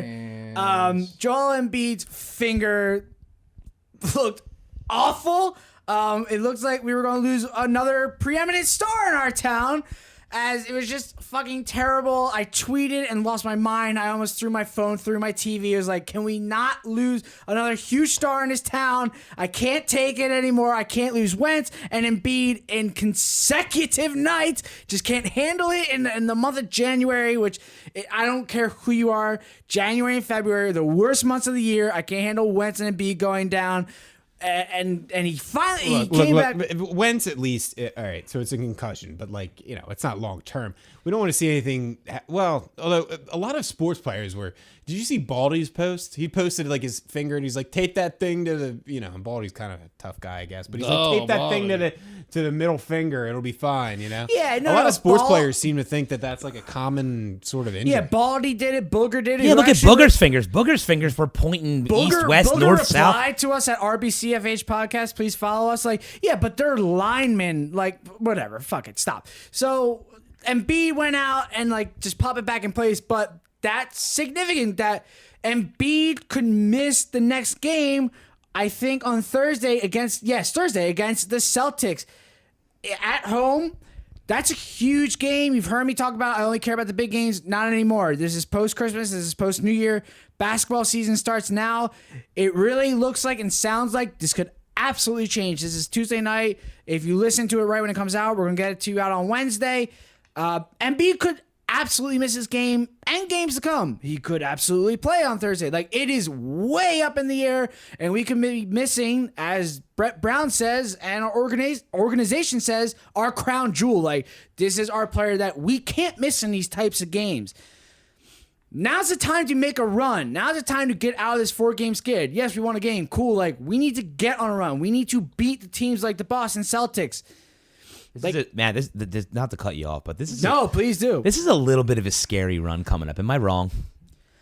Sure. It is. Yeah, certainly. It's a scary run. It's the Celtics. It's the Mavs. It's the Pacers. Luka's back. Yeah, that's that. And then you got the Nets following that, but I think we'll probably do another show. The Nets are on a shit tear. Like they are just a used piece of toilet paper right now. Like Yeah, they're yeah. not doing anything good. No, they're Kyrie has no interest in playing. Durant's not really. Yeah, even in Kyrie. that. Can we say that Kyrie has quit? By the way, Yeah, of course. He's He quit. don't give a he's shit. quit. Kyrie is so far He's not past. going Like, to play until Durant plays. let's stop talking about the Nets. By week, No, it's okay. They're in our division. It doesn't hurt to bring them up. Kyrie was like, I got my championship with LeBron. I was like, I want to lead a team to a championship. He's like, oh shit, I can't do this without LeBron, and like is learning that now. He doesn't give a shit until next year when KD is back. So Yeah. that's the Nets.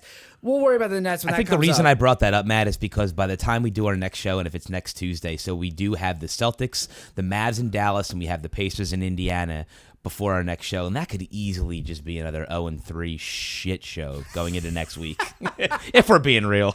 No, if we're being dirty, go ahead. No, that's your real, but go ahead. Because I mean, I don't want to. I think Embiid's actually going to come back on Thursday, but if he doesn't, because It's amazing you say it's real to be 0-3, but Embiid can come back. Like, your mind is so warped. You are a piece of Swiss cheese. There's so Well, many holes in we it. could still- It's just completely absurd. No, because we could lose all 3 of those games with him. I mean, like, realistically, without him, fucking forget it. We're not winning one of them. Your use of the word realistically makes me want to smash your head through a window. Continue.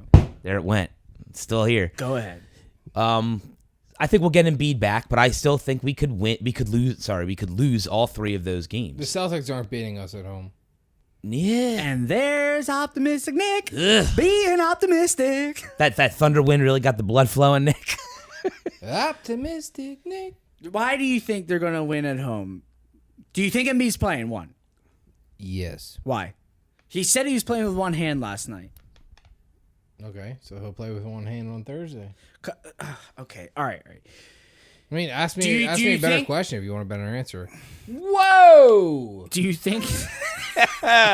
Do you think he's playing? Yeah. I'm not a doctor, but a finger shouldn't look like the letter L. We've been doing Rocky Balboa PhD hour a whole lot tonight. That finger should we've not been look trying like. to be doctors. Fuck do we know? Matt thinks he's a doctor. I know that finger shouldn't look like that Iran airport after Trump got done with it. Ew, bang bang bird gang. You know what the fuck it is. Shout out to Bang Bang Bird Gang. Love that guy. It's a good bit. It's a good bit. Like if you don't like bits, It's a terrible bit. it's a good bit. Guy's got a lot of followers. Love to get that many followers. He's got a lot of followers, but he's not funny. It's very funny. Okay, so you think he's I gonna like play? You think Adam he's, Ferone? I'd hang out I with think him. he's not funny. I think he's funny. He's so not. you think No, I don't think he's not funny. I know he's not funny. He's not funny. he's funny. So you think not he's funny. gonna play on Thursday? Yeah. Okay. So that's why you think they're gonna win on Thursday. Yeah. That's it. Yeah. You can't give me any more. You No. can't give any. That's all you deserve. That's some slamming analysis. Yeah, well, you can kiss my ass. Okay, if Embiid doesn't play on Thursday, just for the sake of conversation, do the Sixers at home against the Celtics win? Yes. Why? No. Why? Because I think the Celtics are frauds. I don't think Okay. they're that good. Okay. I really don't. I mean, honestly, like, look, they got some good players, but at home, Ben and Toby and J. Rich, I know there's a lot of things going on right now that aren't positive, but I think that they can.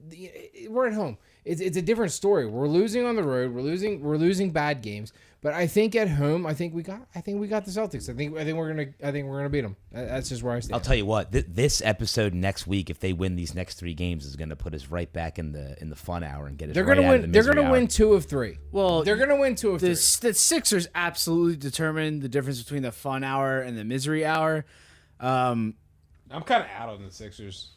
Yeah, we know that. You haven't been. You don't like the Sixers. No, I don't see how this team is going to work, especially not so much the guys that we've picked up, but I think the draft, like I'm starting to wonder what we're doing with Ben Simmons.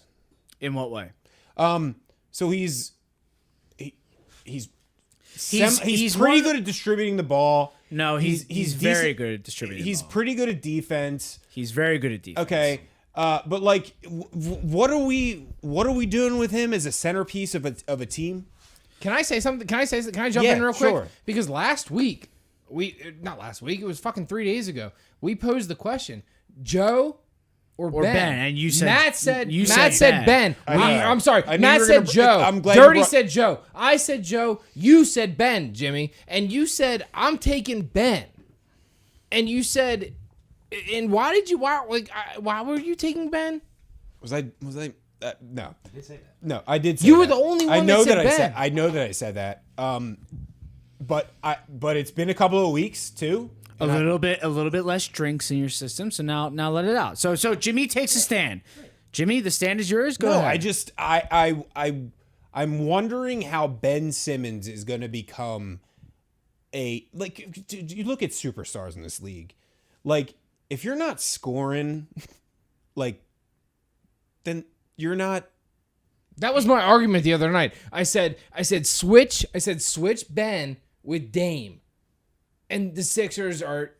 Did you say Dame? I thought you said said- James Harden. We were talking about Harden, yeah, but I ended with because Harden is not realistic.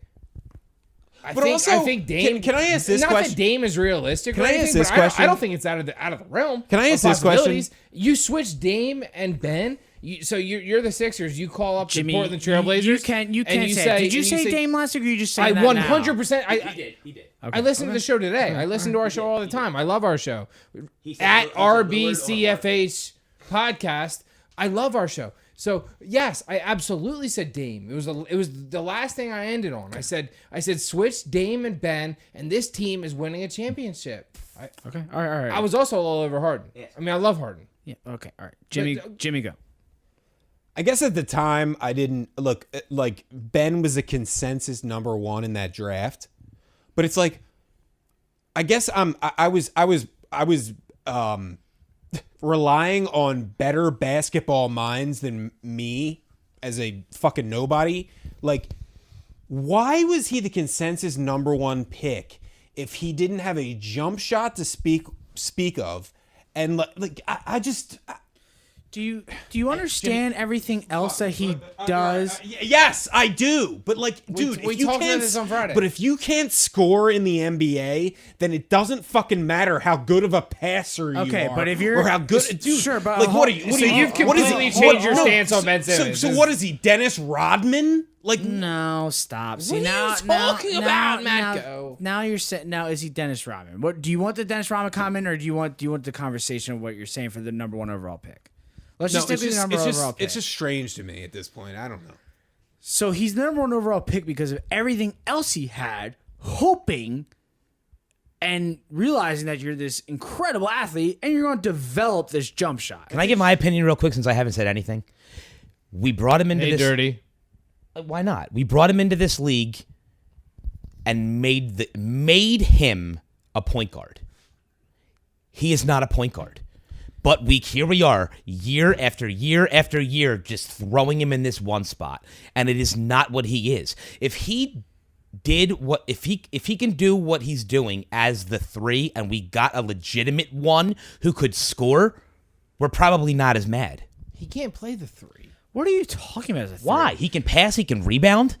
I mean, He can't. The 3 shoot needs to as score. He can't shoot as a 1 either. What's the difference? If he's not a point guard, he's I a hate 4. this. Like, he can't play the 3. He has the size to play the 3.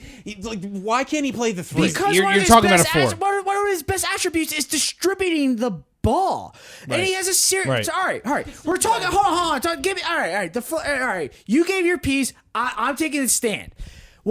He is a seriously flawed, yet exceptionally talented 1. It is one of the most perplexing talents in all of basketball. He can't score as a shooter, yet he's one of the best distributors of the ball. He's one of the best defenders in basketball, and he can't make a jump shot. You can. He can't make a jump shot. No, you can say he's one of the best defenders in baseball. Basketball. Where is there? You can't. There's no statistics that can show that you're the greatest distributor. Never said the greatest. He's one of the best distributors. Of course he is. His assist. He's one of the best. He's been compared to Magic. He is compared to Magic. What are you talking about? The problem is he doesn't have a jump shot. This is what it all comes down to. Our whole conversation is that he doesn't have a jump shot. We're all trying to jump through hoops and everything here. That he doesn't have a jump shot. That's what it all comes down to. And him and Joel Embiid do not work together. That's what this all comes down to. This is what we talked about on Friday. This Him is exactly what we talked about on do Friday. not work together. That's all this comes down to. So the question the point that Nick is making is that someone like Dame Lillard would work better, and you would trade Ben Simmons for Dame Lillard that is a scoring point guard. And that really is the point. You get a scoring point guard and a big center like Embiid. That would be the dream world of this all. So if Ben Simmons, all right, just hypothetically, if Ben Simmons got traded tomorrow to another team, do you think he would still remain a point guard? No. So that's kind of my point. Guard. He's forced into point guard on this team because of the way this team is constructed. I don't think he'd be. So reconstruct. I don't think he'd be as productive. Is LeBron in a another point guard? position. Yeah, but Is LeBron James a point guard? No. LeBron Is LeBron James a point guard? No, No. but LeBron and Ben But should does the- never be but does compared. LeBron- does LeBron Le- should be compared to any player in But all does LeBron basketball. take the ball down the court? I mean, But we're talking about that's the what it best comes player down to. maybe in the league. I am never going to answer that question with any player in basketball, especially Ben Simmons and LeBron, because LeBron should never be compared to any player in basketball. I agree I'm with not that. comparing. I'm saying I'm talking about roles here. We're I'd like talking to, about roles. really, before- point guard, small forward, power forward. We're talking about roles. I'm not saying that. I'm not comparing the players. I'm talking about what role would Ben be in on another team. Before we move on, I'd like to officially recant my statement, though, about if between Simmons and Embiid, who would I keep? Old Jub is keeping Embiid. Well, you're keeping Embiid, who might not be able to play on Thursday. So then that's the dice roll that you have to do with this team, and that's the scary thing about the Sixers. And just stop stepping on that table that's making you have to do this. Why do you have to go to the bathroom so much? Can't you just stay? What is going on here? Jimmy Broke the seal. Okay, Jimmy broke the seal. He has to go to the bathroom. He's stepping over all of us. It's the complex of the Sixers. You have to figure out a way to keep Simmons and Embiid. It's a very difficult thing to figure out, and you try to keep a scorer, and you try to keep that with Tobias. You can't keep that with Jimmy because he is breaking up the locker room, whatever it may be. I don't know. It's fun to play fantasy hoops. It's fun. You know, we do it every now and then, and it's a good time. But this is our squad. This is our squad. No, Elton is bringing in somebody else. No. I'm talking about the starters. I'm talking about the five. This is our squad this year. I still think a This is big it. move might be made with a starter being Like, moved. wow. I don't think Really? so. Like what? I don't think so. No, let him no, say. I don't know. Horford I don't has know. no value. I think Horford has zero value with that contract. I think he's just, it's not happening. I read what you guys read. I'm reading the CJ McCollum and Al Horford trade. Jalen Rose, right? It's not even trade rumors. It's not even rumors. It's just people talking, and I've seen a lot of it. That's not gonna fucking happen.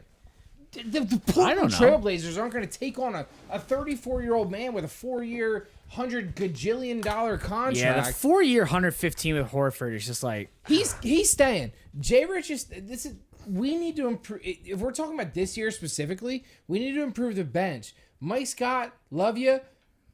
yeah. He finally You're stepped not doing. up last You're not night. doing and anything. Okay, he was fine last night. No, I know. I'm just saying, like you're right. Like he's hasn't not the been good. bench player that we need because like he's too damn we don't have streaky. any bench players. That's a Like huge Ennis issue. and Scott need to be 7, 8, 8, 9, not 6, 7. Yeah. I mean, And honestly, even mediocre teams have better benches than we do. Of course, Like the Knicks, the Nets, the Knicks. yes. The Knicks have a better bench than the Yeah. Spurs bench yesterday against who did they beat? A really good team. No, they put I up can't get 96 points. They beat the Bucks. And yeah, the Bucks, an NBA record. Bucks. We just don't have a bench. Even teams like the Don't- Spurs. Can you not put the Bucks and the Knicks in the same I'm going to conversation? This is extremes not- to make a point. No, exactly. Don't do that. Why? I can do whatever I fucking want. This is my podcast. I remember It's called the Rocky Balboa Nuke Podcast. I remember a couple weeks ago, I said that I was like, I couldn't watch a couple of Sixers games, so I was just looking at stats. And I was like, man, looking at our bench versus other teams' benches. And Matt goes, well, that's why you can't just look at stats. Like, What is that point? I have No, no I- idea what that point is. I have no idea what that point is. I was looking at our bench's stats, like, that. It was probably October. And I said, like, That's why you don't dude, look at the NBA in October. I agree. Our bench doesn't cut it. Jimmy, do you think we need TJ McConnell back? Stop. I don't understand what the point is. of this. What is the point of all this? Nick, stop. What is the point of all? I have no idea what the point of any of this conversation is. I really want to understand what the point of all of this is. I don't know. The point that I was making was that this is our squad. Like it or not, this is where we're at. I think we is- have to make this work. I think as like weird as this conversation has been, Which is extremely weird. I honestly do not understand what the point of all this is. This conversation is like the conversation form of the Sixers. They make zero sense as a team. They're on a 4-game skid. But they still And just Go ahead. So you really think that like watching this team play, they don't look cohesive. They don't they don't look like a team that is. At first, we were all like, "Well, they just started playing together. They just got to find their rhythm." Like, at what point do we go, shit, maybe this team just doesn't have a rhythm? I mean, Matt said, I don't know what the point of this is. And I think the point is we started by saying, like, all right, there's something wrong. What's wrong? If, you got Ben trying to be a 1. Is he a 1? No. Or maybe he's not. If we trade him to another team, maybe he's a 3. And then we're saying, like, to keep Ben here, then how do we make it work? And then that's where we got into talking about all the players you could bring in. We're trying to figure it out. I'm going to step in here real quick. I think it's really fucking easy to say trade Ben Simmons. No. I'm not saying that. It's not what I hope that's not how that came off. Well, what are we fucking saying here, team? Ben Simmons and Joel Embiid are elite talents in this league. Absolutely. They both have flaws. If you can't score? I don't get Because everything else he does is elite. Yes, what Ben Simmons lacks and what Joel Embiid lacks is his availability. Those are two Jimmy, extreme. Can I say something? Yes, I'm not Jimmy, but you can say something. No, Go ahead. to Jimmy, to his Matt point is there. Matt. John Stockton was not a phenomenal scorer, but he did things that they brought other pieces. John Stockton played 20 years ago. Okay, what does that matter? what The does that matter? the game hasn't changed. We're off the rails. It's a completely different league now. The guy made a Hall of Fame career out of passing the ball, and they put pieces around the guy, the Karl Malones and such, to score points and get those guys to NBA Finals multiple times. My point is, you can definitely use it. He always lost to Michael. He always lost to Michael. Oh, Jimmy, you're being absolutely obnoxious. Stop. You know what my point is. And I know I say that a lot, but I'm trying to tell you that there's a role for the guy. We can use him. We've got to put the right pieces around his skill set. There's a role. We can use him. Get a scorer. That's not how we should be talking about Ben Simmons, man. How do you That's want what to we're talk talking about about Friday. He needs to learn how to fucking shoot. But stop What we that. were Stop. Why? What we were talking Because about he's not a shooter. Neither was Giannis. That's what we were talking about. Giannis fucking learned how to shoot because he tried and went. I don't know if he learned how So maybe put fucking Simmons in the 3 hole and maybe he'll learn to shoot because that's what 3s do. 1s necessarily don't have to. You put him in the 3, he's got to shoot. Make him fucking shoot. Turn him into a 3. You can't put a gun to the guy's head and shoot. So what do you do? So what do you Experiment with him at the 3.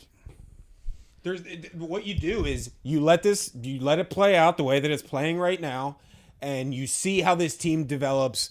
Like, what does that mean? Play the way it's playing out? No, you let these guys play together more, obviously, and then you see. Look, we're gonna know. We talked about this last time. I know, Matt. We talked about this last time at the trade deadline when we got Bellinelli and Ilyasova.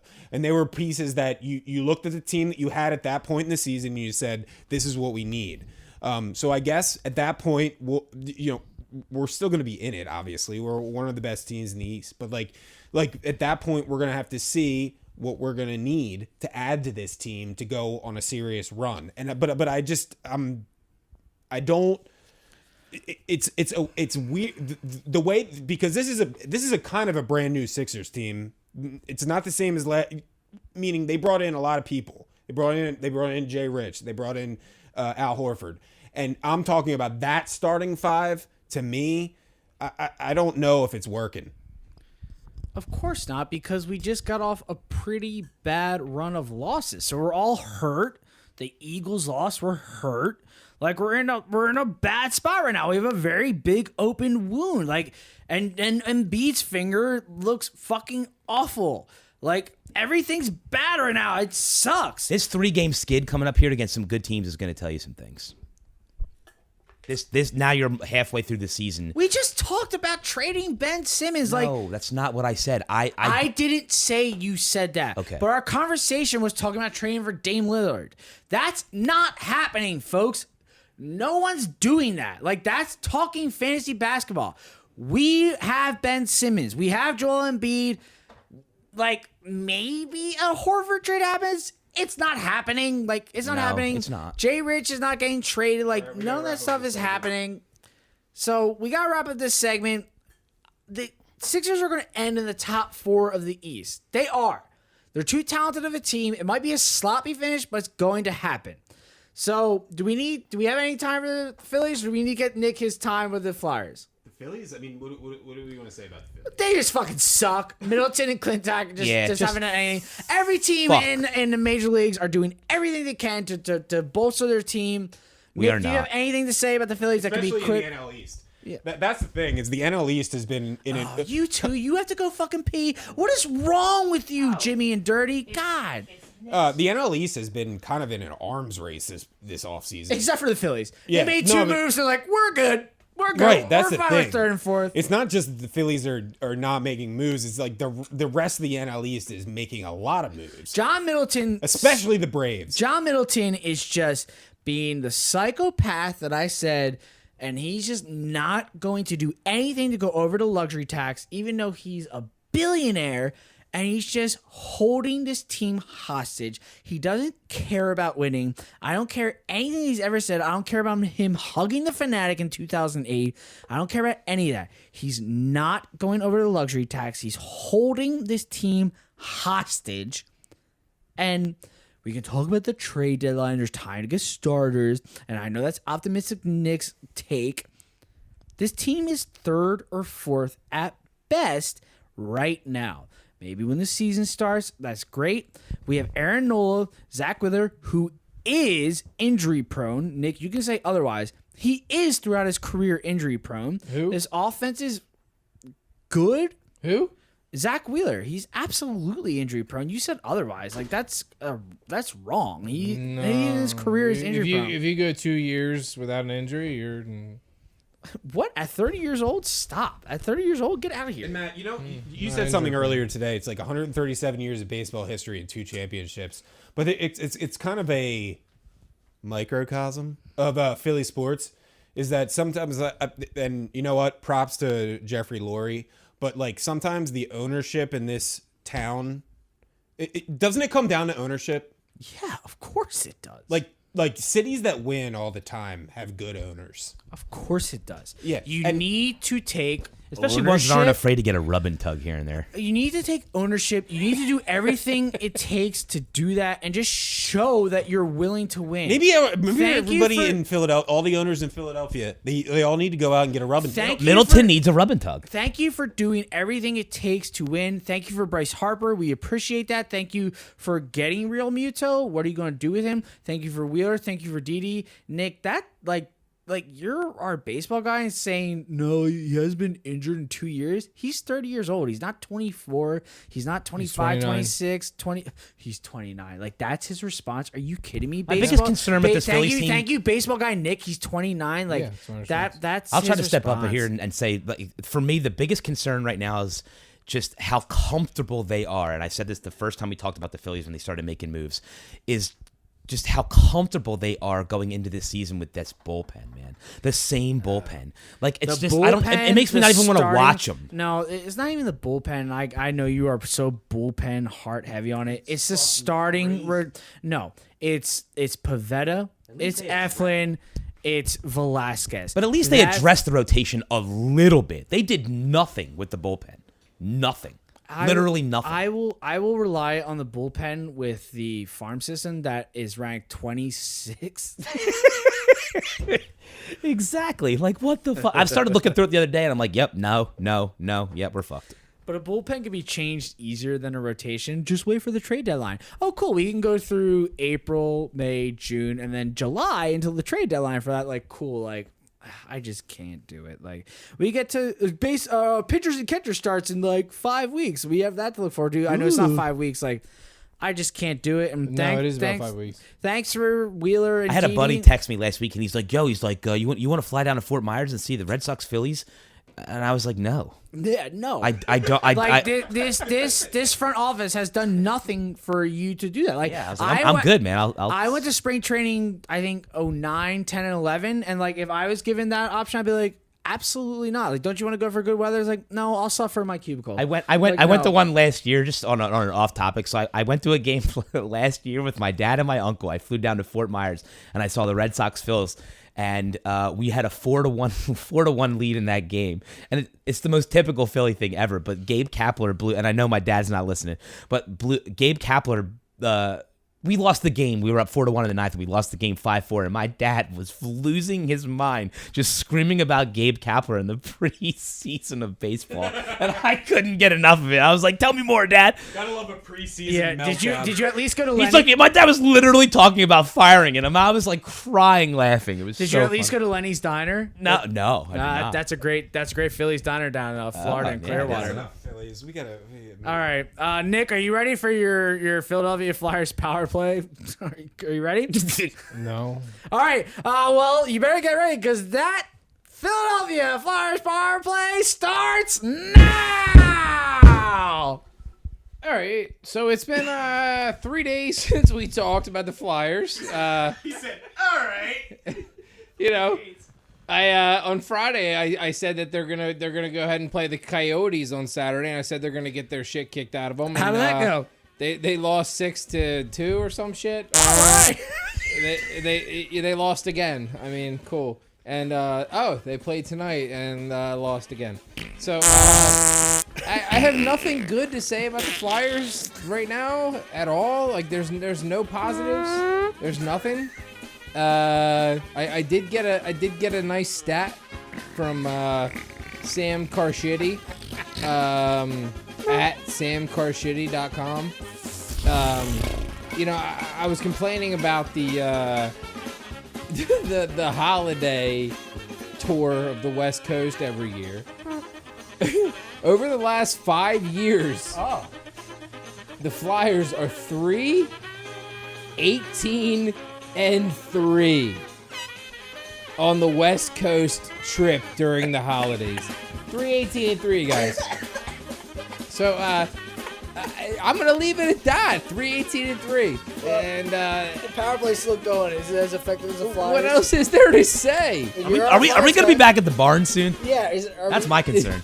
They're back at the barn. They are back at the barn on Who the Fuck Cares.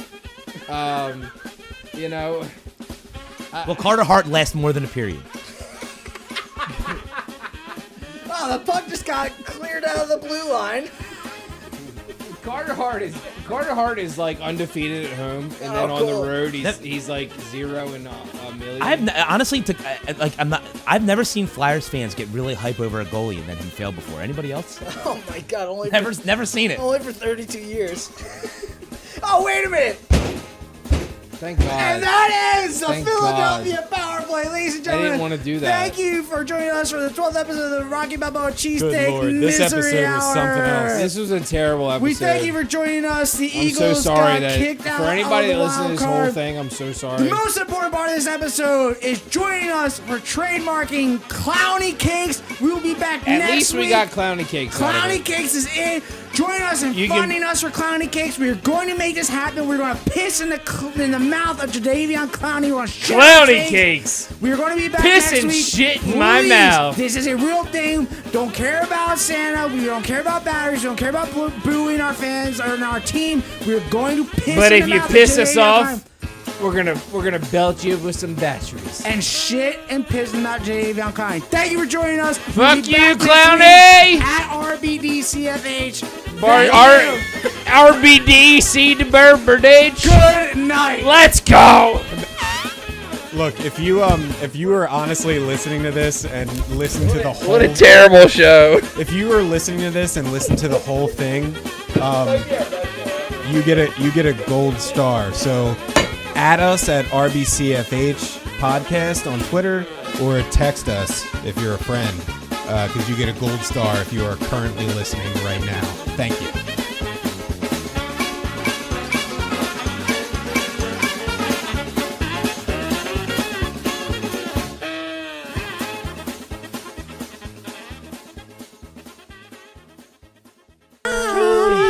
Whoa. For the longest. For the longest. Did you see them falling?